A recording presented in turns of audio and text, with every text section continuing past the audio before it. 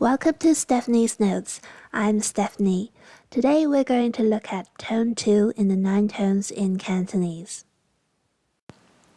Tone 2, rising, but ends just lower than Tone 1. Tone 1 is high and stays the same, la. Tone 2 rises, la.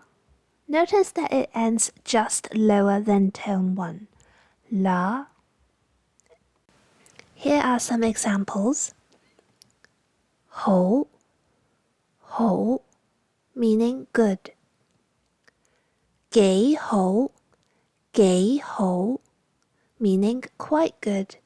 Gei is like Gay in English, so Ga. Sei, meaning to die. It sounds very much like the number 4. Say, 1 is in tone 3, which is the number 4.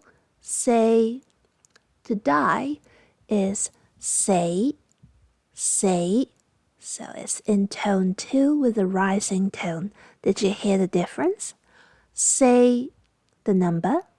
Say, to die. Don't mix up the two. See you in the next video. Ga1 Yau2. Happy learning.